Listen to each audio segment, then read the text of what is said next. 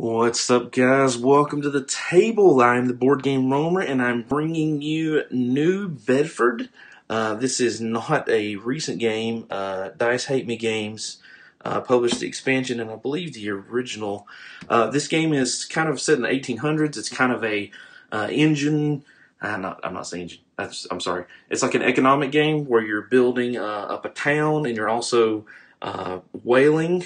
All right. So if you are into that age, that time period, this probably is a good game for you. This a core game. The original is 1 to 4 players. There's an expansion called Rising Tide that makes it 5 players, adds more buildings and such, and a couple of new mechanics to include and kind of get a little more depth to the game. So we're going to take a quick look at these guys, and we're going to do them both in the same video instead of doing separate videos. So you can see back here, you basically have some ships, and you got buildings you can build, and you got ships that you're going to go out, and it's a combination of these things. It is 1 to 4 players, 30 to 60 minutes is what it says. I'd say that's relatively accurate, depending on how many people you got and whether you're learning or not. Robert Oren, Rob's Tabletop World, is where I actually saw this originally. Oh gosh, probably a couple years ago, maybe even. Has it been that long? Wow, it may have been that long. And it looked like a ton of fun.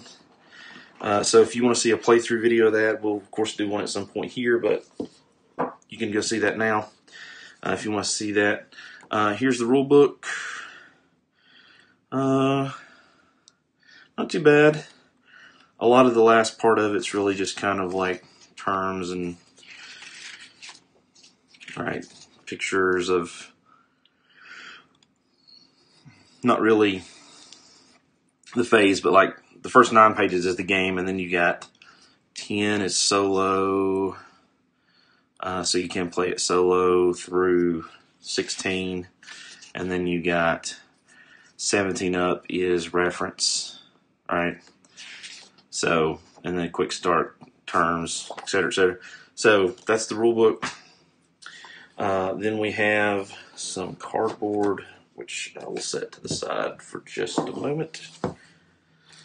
We've got some baggies, of course. A D6. No, I'm sorry. Not a D6. A specialized D6. It's got, let's see, 3 1s, 2 2s, and 1 3. So, there you go. A whaling bag. I guess that's where the tokens go for the whales that you find or that you lay out. Pretty cool. Resources, wooden.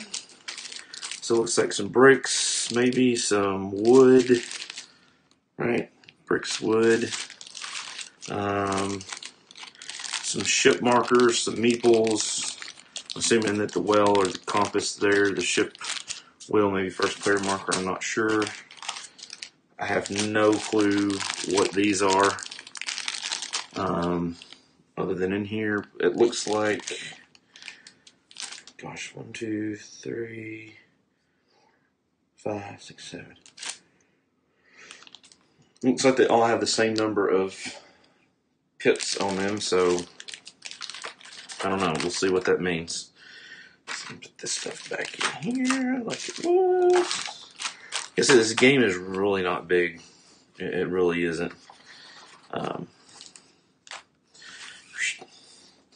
So here's where you got your ships. So each player is going to get their ship board. You have your ship with different whales that you can put in, right? And there's going to give you points. Then you got all kinds of buildings you can build that are going to help you grow the town, give you some bonuses, make some things cheaper, right? We've got some money, the different whales. I guess that's the center of town. Some more money. I think all the player boards are the same, other than the color, right? Damon, if you ever watch this, there's yours because you're always yellow. And here's all the whales that you can get for money. We've got some more towns. We've got where we're going out, and this is where you kind of like you go out and you're getting the whales and bringing them in. The further out you go, the more points you get, but you know there's trade-offs and sacrifices. So that's the core game. So we'll put that over here to the side. Ooh. Almost messed that up. Come on now. There we go. Very small box for storage anyway. May not be a small box display. So New Bedford, what does it add? So we've got 5th player. We've got some more town tiles, brick, lumber, food. We've got ship's log expansion, so that's going to add some additional cards, buildings, omens, providence cards. Not sure exactly what those are, but oopsie, we're going to take a look.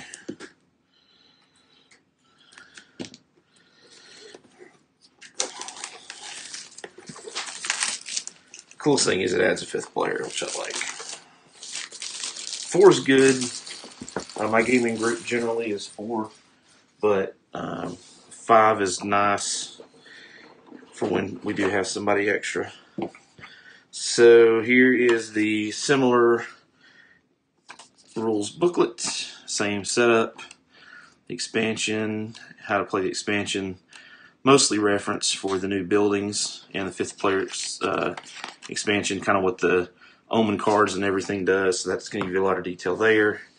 Of course, we have one additional player mat and some more buildings, as I said. We've got, this is what it was talking about, this 5-fold. I don't know how the original did it, but here's the quad fold. What did it say? I know I saw it in there. Quad fold. What did it say? Quad fold 5-player board. So I guess you have to use this instead of the standard board that's in here with 5 players. Maybe it changes the values or something like that. I don't know. Then we have a few more resources, right? Our standard resources, player colors. And we have this omen deck.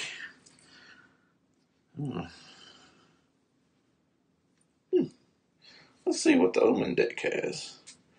Let's see if the omen deck is good omens, or if the omen deck is bad omens.